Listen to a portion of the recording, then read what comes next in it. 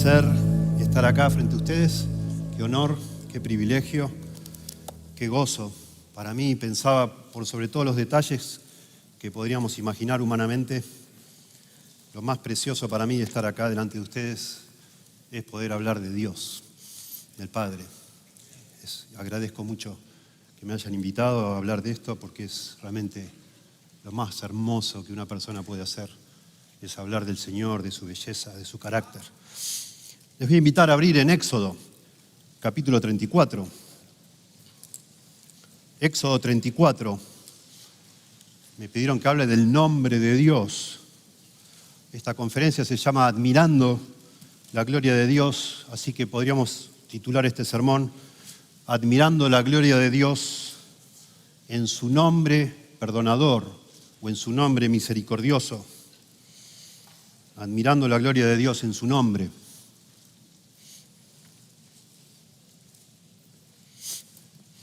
Y vamos a leer capítulo 34 del 1 al 10. Leo yo.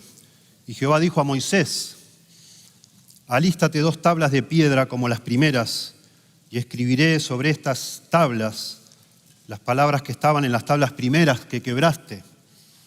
Prepárate pues para mañana, y sube de mañana al monte de Sinaí, y preséntate ante mí sobre la cumbre del monte.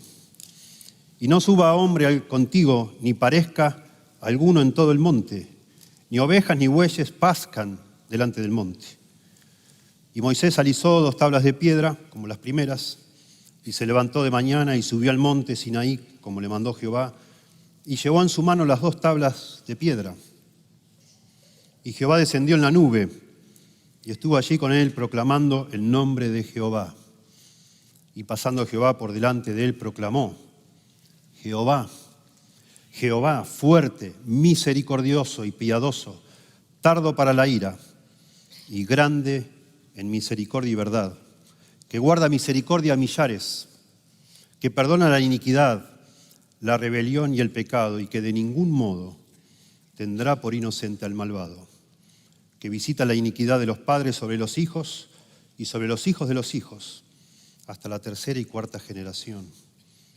Entonces Moisés, apresurándose, bajó la cabeza hacia el suelo y adoró. Y dijo: si ahora, Señor, he hallado gracia en tus ojos, vaya ahora el Señor en medio de nosotros, porque es un pueblo de dura cerviz, y perdona nuestra iniquidad y nuestro pecado, y tómanos por tu heredad. Y él, Dios, Yahweh, le contestó: he aquí yo hago pacto delante de todo tu pueblo. Haré maravillas que no han sido hechas en toda la tierra, ni en nación alguna, y verá todo el pueblo, en medio del cual estás tú, la obra de Jehová, porque será cosa tremenda lo que yo haré contigo. Para admirar algo, y ni hablar para admirar a Dios, la gloria de Dios, necesitamos tener un sentido de asombro. Tenemos que recuperar el sentido de asombro ante algo que queremos admirar, y admirar significa adorar, por supuesto. Si algo no nos asombra, no lo admiramos.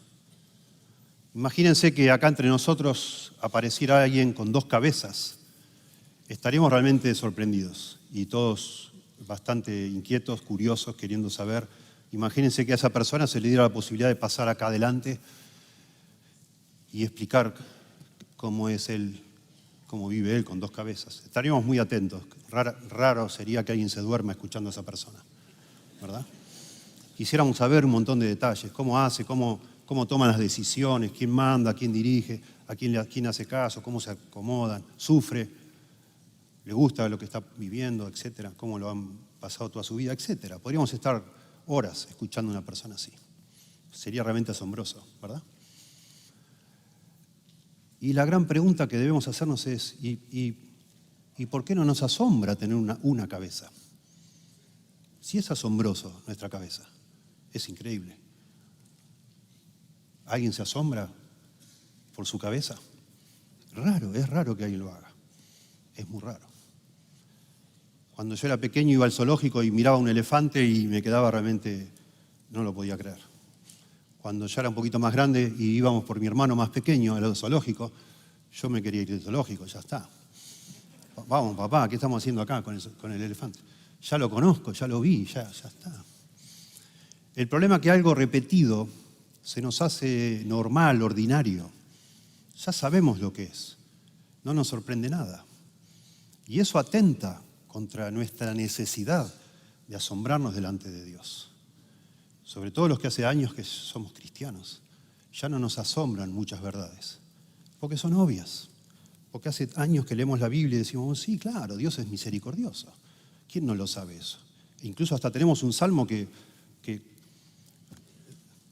estrofa por medio dice, porque para siempre es su misericordia, porque para siempre es su misericordia. Y nos quita de alguna manera la capacidad de adorar a Dios por esa grandeza, esa gloria que vemos en el hecho que Él es misericordioso. Su nombre es misericordioso. Él es un Dios de misericordia. De manera que el desafío que tenemos nosotros, no solo en esta sesión, en toda la conferencia, y sería sin duda el objetivo de los que organizaron acá, es que todos aquí volvamos a asombrarnos delante de Dios, que vuelva a parecernos algo que no tiene sentido, como hablamos nosotros, ¿no? Que nos vuele la cabeza, que nos digamos, ¿cómo puede ser? ¿Cómo puede ser? Y este pasaje, yo creo, la forma en que se ha revelado este pasaje, cómo entra en la revelación progresiva de Dios, en el lugar donde aparece, está diseñado para asombrar a un pueblo que es duro de cerviz, dice acá, para llevarlo al punto de adorar, de amar a este Dios que perdona, a alguien que no merece ser perdonado. De manera que no solo este pasaje que leímos, sino todos los detalles que nos conducen a este momento de clímax, porque lo es, todo ello tiene importancia y debemos considerarlo para entonces, de alguna manera, capturar ese sentido de asombro que nos va a llevar, como llevó a Moisés al final, a postrarnos y adorar a Dios. Y quizás si alguno de los que está acá todavía no se ha encontrado con Dios en el sentido de entender que Dios le debe perdonar a usted, en el sentido no que Dios debe algo, sino que usted necesita que Dios lo perdone. No es una opción. Ojalá también llegue a ese momento.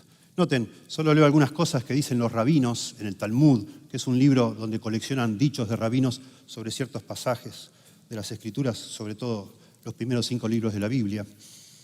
Noten cómo los rabinos consideraban este pasaje.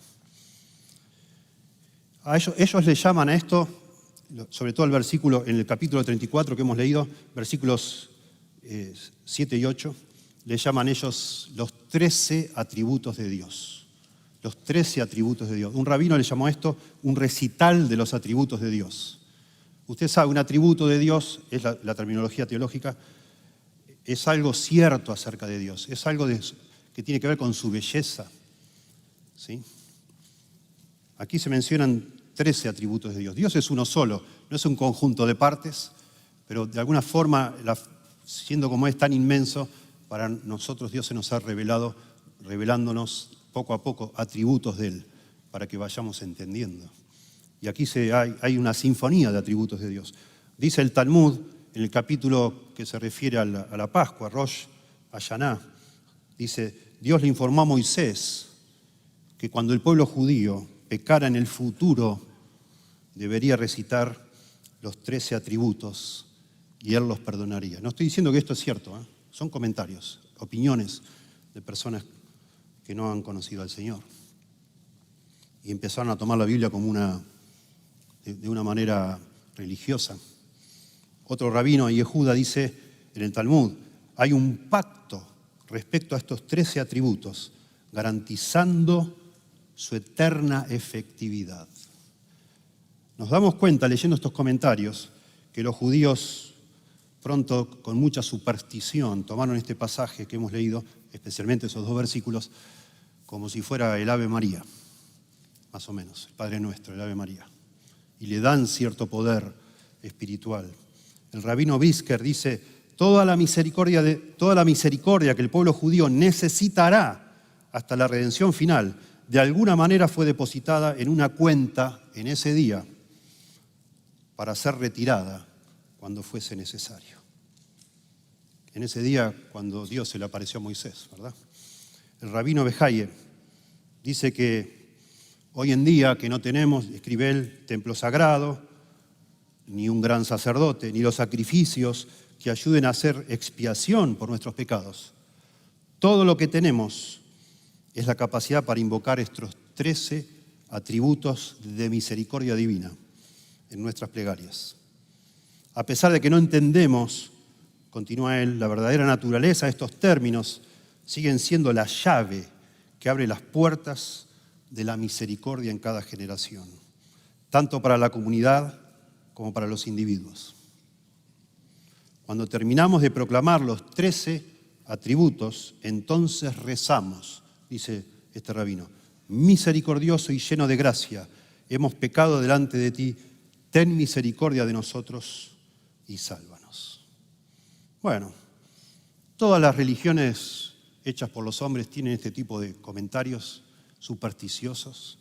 Solo lo leo para que nosotros nos demos cuenta que este pasaje es atesorado, amado por los judíos. Es central para ellos en su liturgia. De manera que algo debe haber aquí que nosotros deberíamos explorar, conocer, entender. No es tan importante el número. Si usted empieza a buscar información sobre los 13 atributos de Dios, va a encontrar que no coinciden todas las listas. No es lo importante eso, no importa. Hay varias maneras de contar la lista. Lo que es que esta lista, que haya como una ametralladora, así digamos, de atributos, es que Dios buscó el efecto, de alguna manera, de que sea abrumador para el que lee.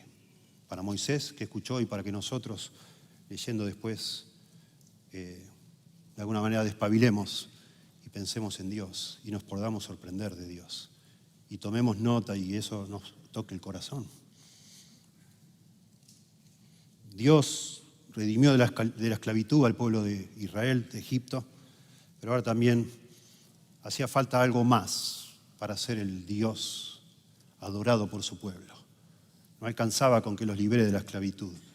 Tenía que de alguna manera perdonar el más horrendo y más grande de todos los pecados de ellos, para que ellos entonces, del corazón de ellos, surgiera cierto deseo de amor, de adoración genuino, de lealtad a ese Dios que perdona, que tendría que matarlos a todos como un bicho asqueroso, pero en realidad los perdona.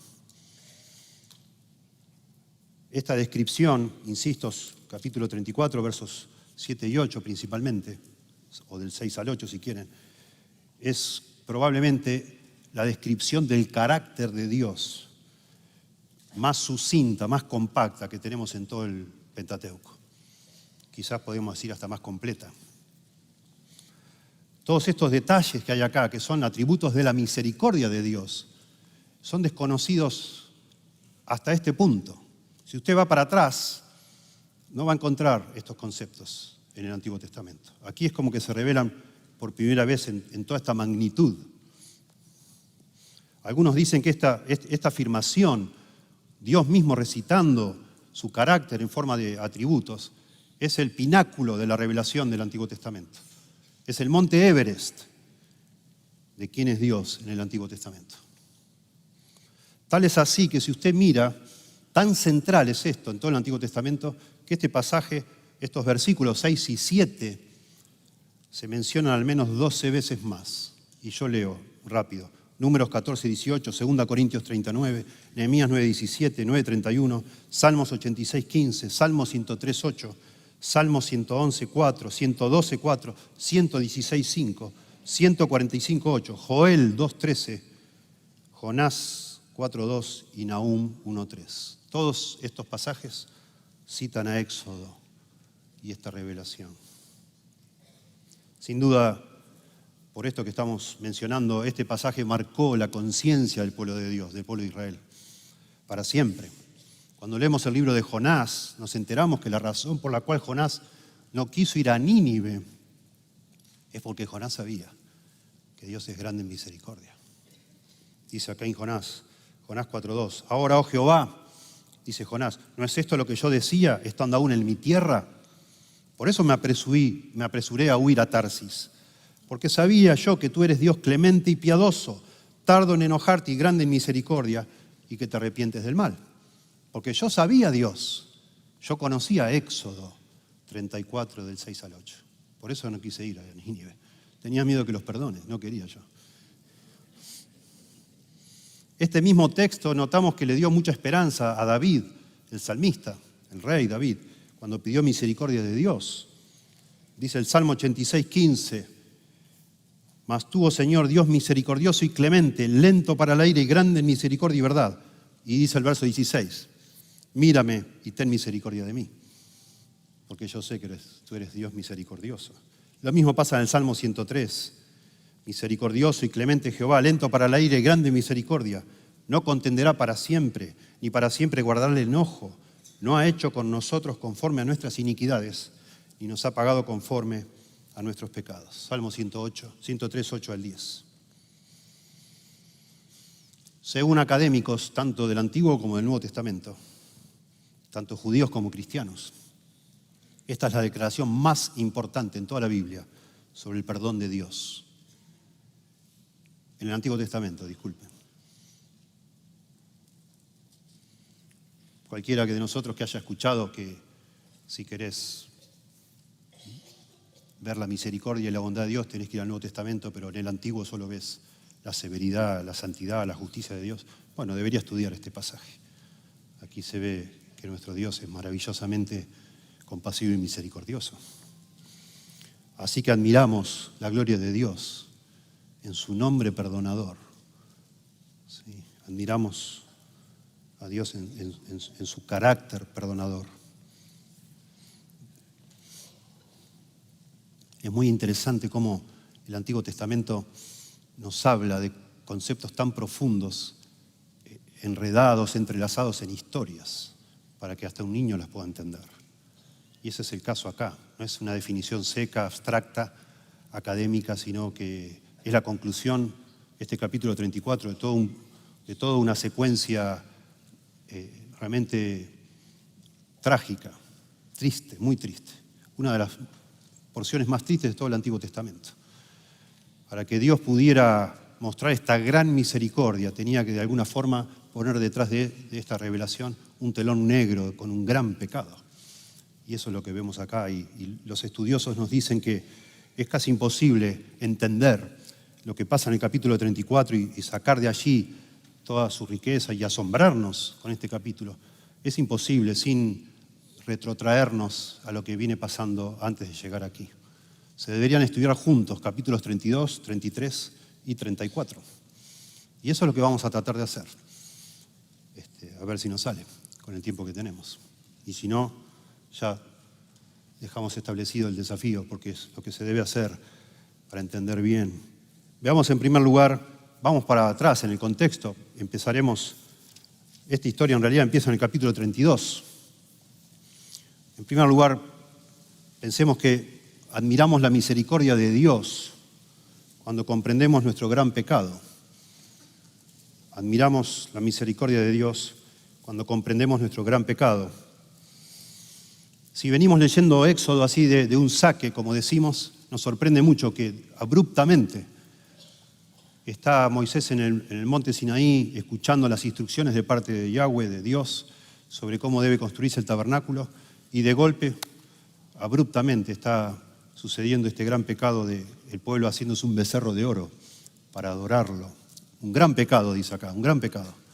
Ese es el antecedente a este gran perdón de Dios, el gran pecado del becerro de oro. Brutal pecado, abyecto, una cosa que uno dice, no puede ser que haya personas tan desgraciadas, tan desleales, tan ingratas como el pueblo de Dios. Y eso somos nosotros también, por supuesto, ¿no? Todo rápido es para también, sin duda, llevarnos a ese punto de sorpresa. No estamos preparados para lo que va a suceder. De golpe está Moisés escuchando todos los detalles y Dios le dice, estoy escuchando y estoy viendo que allá abajo en el campamento está pasando algo que no está bien. Se han corrompido, mi pueblo se ha corrompido. Y deberíamos ir, no, yo sé que no leímos nada del capítulo 32, ahora vamos, pero deje la mano ahí. Me gustaría a mí mostrarle algo del capítulo 24, porque entre el capítulo 24 y el 32 Lo que vamos a hablar de 24 y el 32, entre medio, está Moisés solo escuchando detalles del tabernáculo y de las vestiduras de los sacerdotes y cómo debe ser, todos detalles ceremoniales, detalles, y Moisés escribiendo todo eso, aparentemente. Pero en el capítulo 24, ya pasado la entrega de los 10 mandamientos, ¿sí? Ya en el capítulo 19 estuvieron al pie del monte Sinaí, que todo temblaba, el sonido de bocina, la columna de humo, todo ese momento que también fue para ellos temible. ¿Sí? Ya Dios entregó los 10 mandamientos, ya entregó otros mandamientos necesarios para su pueblo, pero ahora en el capítulo 24 se va a sellar el pacto, el llamado pacto sinaítico, que están ahí al pie del monte Sinaí. Dice el verso 3, 24:3, y Moisés vino y contó al pueblo todas las palabras de Jehová y todas las leyes, y todo el pueblo respondió a una voz y dijo, noten, haremos todas las palabras que Jehová ha dicho, lo vamos a hacer. Un poquito más adelante, verso 5, ofrecieron holocaustos y becerros como sacrificios de paz a Jehová. Esto es una actividad previa a hacer el pacto, hacer estos sacrificios. Y Moisés, verso 6, tomó la mitad de la sangre y la puso en tazones y esparció la otra mitad de la sangre sobre el altar. Así que la mitad de la sangre de todos esos sacrificios están puestas en tazones. La otra mitad se tiró en el altar. Y tomó el libro del pacto y lo leyó a oídos del pueblo, el cual dijo, haremos, otra vez, es un énfasis, 2 veces lo mismo, haremos todas las cosas que Jehová ha dicho y obedeceremos, 3 veces. Un poco arrogantes estas personas, creídas de su capacidad. Entonces Moisés tomó la sangre que estaba en esos recipientes y roció sobre el pueblo y dijo, he aquí la sangre del pacto que Jehová ha hecho con vosotros sobre todas estas cosas. Aquí se está confirmando el pacto, ¿verdad? Y esto nos hace pensar esta es la sangre del nuevo pacto que por vosotros es derramada del Señor en la última cena, ¿verdad? Que es el otro pacto, el nuevo pacto. Este es el antiguo pacto. Verso 12. Entonces Jehová dijo a Moisés, sube a mí al monte y espera allá y te daré tablas de piedra y la ley y mandamientos que he escrito para enseñarles. De manera que Dios les va a dar ahora, ya sellaron el pacto con la sangre, les va a dar el testimonio de ese pacto en 2 piedras, 2 como piedras lajas. Y acá se hace un énfasis que Dios escribió esas piedras. Interesante, ¿no? Dios escribe esas palabras, las 10 palabras, los 10 mandamientos. Y Dios le dice que Moisés suba a buscarlos. 14. Y dijo a los ancianos, Moisés le dice a los ancianos, esperadnos aquí. Moisés va a subir con Josué hasta cierto nivel del monte de Sinaí, después Moisés va a seguir solo. Esperadnos aquí, a Moisés y a Josué, hasta que volvamos a vosotros. Y aquí Aarón y Hur estarán con vosotros. El que tuviera asuntos, sacuda a ellos. Y ahí sube Moisés y desaparece hasta el capítulo 32. Desaparece del pie del monte, digamos. Queda Aarón a cargo del pueblo, con este hombre llamado Hur. Ya está, el pacto está concluido, ya está hecho. La gente dijo, juró 3 veces, haremos todo lo que haya que hacer, vamos a obedecer, vamos para adelante, lo hacemos. Hacen los sacrificios, tiran la sangre y Dios dice, bueno, suban de nuevo, así les doy como un testimonio de este pacto. Y salen. Bueno, tremendo lo que pasa. Moisés empieza a demorar y a demorar y a demorar, y entonces el pueblo se impacienta y decide reemplazar a Dios. Acaban de hacer un pacto. Quería mostrarles eso. Volvamos al 32, que entre el 24 y el 32, lo único que pasó es que al pie del monte, es que el pueblo estaba esperando.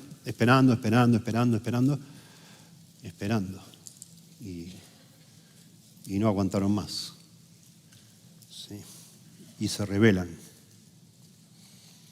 Muy hermoso pensar, antes de meternos en el gran pecado, que en realidad Moisés sube al monte a recibir estas tablas escritas con el dedo de Dios, pero también a recibir instrucciones del tabernáculo, porque al final el mayor regalo de este pacto, la mayor consecuencia de este pacto hecho por Israel y Dios e Israel, era que Dios les iba a regalar a ellos su presencia. Por eso las instrucciones del tabernáculo, para que Dios pudiera descender y habitar con ellos. Y eso es un eco del jardín del Edén, Dios habitando con los hombres, los seres humanos. No había sucedido nunca, no puede suceder si no intercede, como vemos acá, un pacto entre ellos. Porque Dios es santo, como vimos hoy, imposible. Así que Dios les iba a regalar algo inaudito desde el jardín del Edén. Iba a estar entre ellos, morando con su pueblo. Pero mientras tanto, capítulo 32, verso 1, viendo el pueblo que Moisés tardaba en descender del monte, se acercaron entonces a Aarón y le dijeron: levántate, haznos dioses que vayan delante de nosotros, porque a este Moisés, el varón que nos sacó de la tierra de Egipto, no sabemos qué le haya acontecido. ¿Pueden percibir leyendo la actitud de esta gente?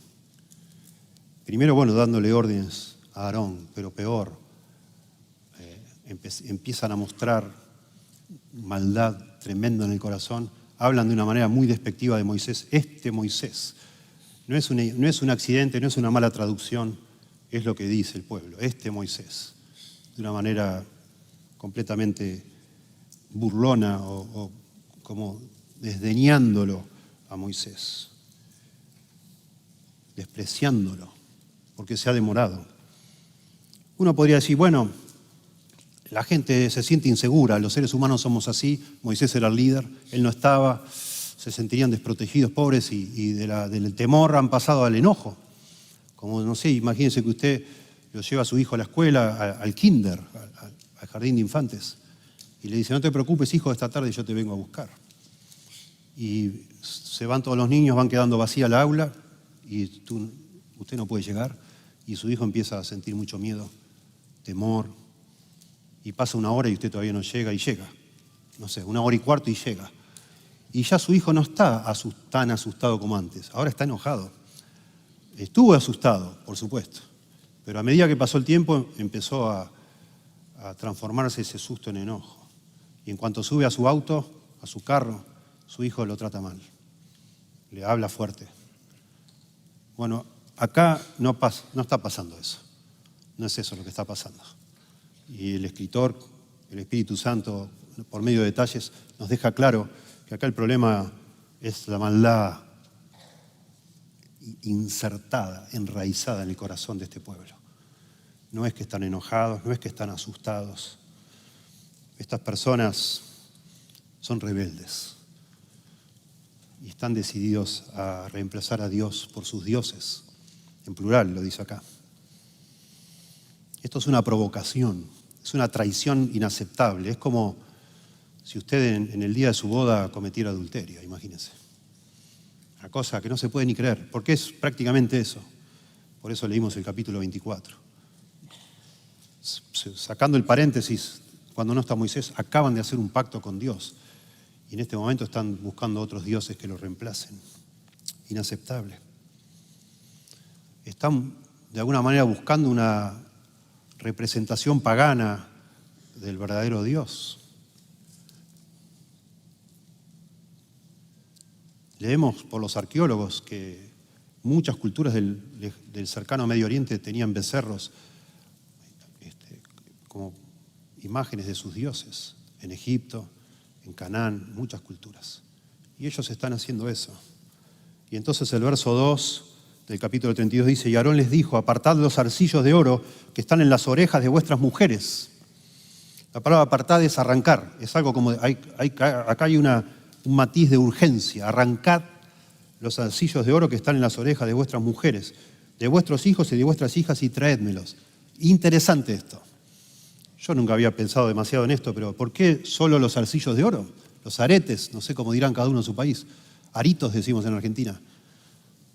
¿Por qué no los brazaletes u otras partes? Los zarcillos de oro. Y no solo de las mujeres, sino de los hijos y de las hijas. Parece que andaban todos con aretes en las orejas. Algunos estudiosos creen que esto tiene una connotación, porque cuando salió el pueblo de Israel de Egipto y los egipcios le dieron todas las cosas, los nutrieron de cosas de valor, les dieron zarcillos de oro. Y eso tenía un significado pagano en la cultura de Egipto. Y con con esos zarcillos de oro van a hacerse su ídolo, su dios de oro, que se asemeje a la cultura de donde salen ellos. Muy interesante, muy interesante. ¿Qué cosa esto del oro, no? También una obsesión con el oro. Vemos, parece en el Antiguo Testamento, que es como sin duda un símbolo de gloria o de grandeza, de majestad. Vaya a saber en la imagen de estas personas idólatras. Pero es interesante que casi todos los elementos en el tabernáculo y después en el templo estaban bañados en oro. Y estos paganos también se hacían su dios de oro, bañado en oro al menos.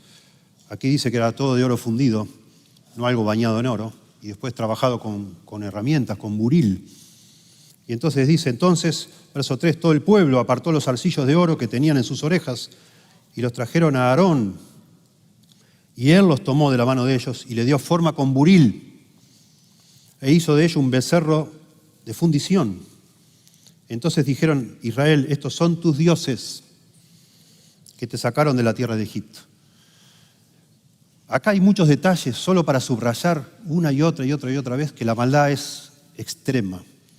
¿Sí? Hay detalles para mostrar que la responsabilidad es del pueblo. El pueblo trajo todo, el pueblo fue a Aarón, le pidió que se lo haga.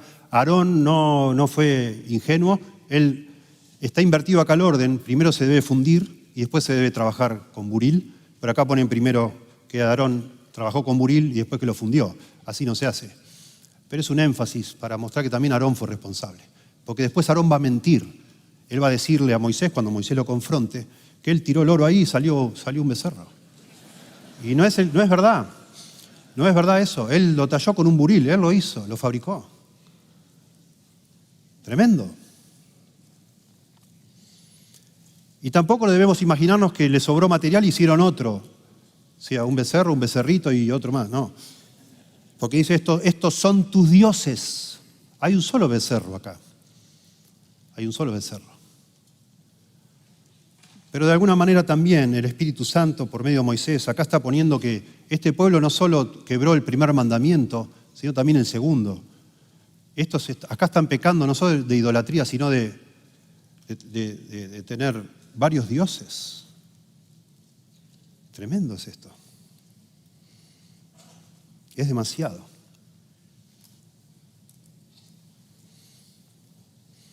Versículo 4. Entonces dijeron, Israel, estos son tus dioses. La palabra Elohim, que es la palabra Dios aquí, se puede traducir Dios o dioses, pero los demás términos que hay acá alrededor, estos están en plural, son plural, todo está en plural acá. Y está hablando de esa actitud politeísta, ¿no?, de los paganos, por supuesto. Un erudito judío dice, el uso plural puede ser un dispositivo de escritura, uno más entre todos los que hay aquí, para enfatizar la naturaleza inaceptable del objeto. Esto no puede estar pasando, no puede, pero está pasando, pero pasa. El escritor bíblico está subrayando, acentuando el pecado de los israelitas. Y también la provocación acá, la inaceptable, esto ya es demasiado. Estos son tus dioses, y que agrega, que te sacaron de Egipto. ¿Cómo va a decir eso? Sí, Dios los sacó de Egipto. Yahweh los sacó de Egipto. Ningún dios de estos, ningún becerro los sacó a ellos de Egipto. ¿Por qué dicen así? Es una burla, es muy fuerte.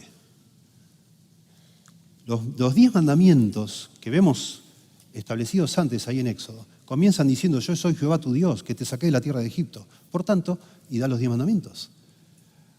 Es la base, el fundamento de los 10 mandamientos es que Dios hizo todo lo que hizo por ellos. Entonces ahora ellos deben responder con cierta lealtad o con cierta estructura, forma de vida, siguiendo las leyes de Dios, respetándolo a Dios, porque Dios primero tomó la iniciativa y Él los sacó de Egipto, así son los 10 mandamientos. Pero no, ahora ellos dicen, no, así no va a ser, así no lo vamos a aceptar. Nosotros no aceptamos ese relato, como se dice ahora. Para nosotros, estos son los dioses que nos sacaron de Egipto. Y se acabó, no hay más nada que decir, estos son los dioses, no Jehová. Wow.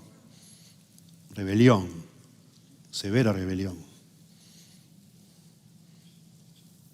No es solo idolatría esto, no lo es.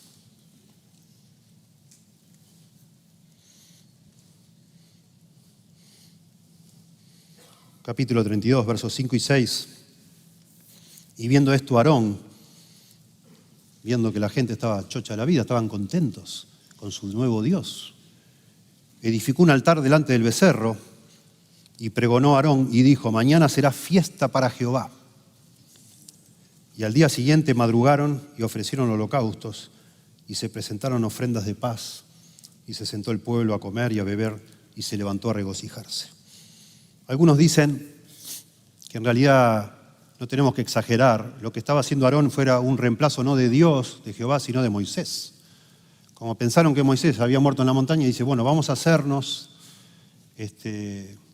un becerro para que junto con Jehová nos saquen acá del desierto.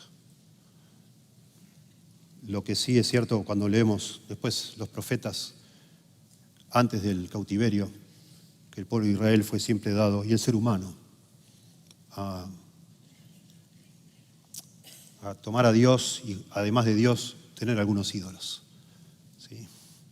Y eso es lo que está pasando acá, sin duda. Mañana será fiesta para Jehová. ¿Qué es eso? ¿Cómo para Jehová?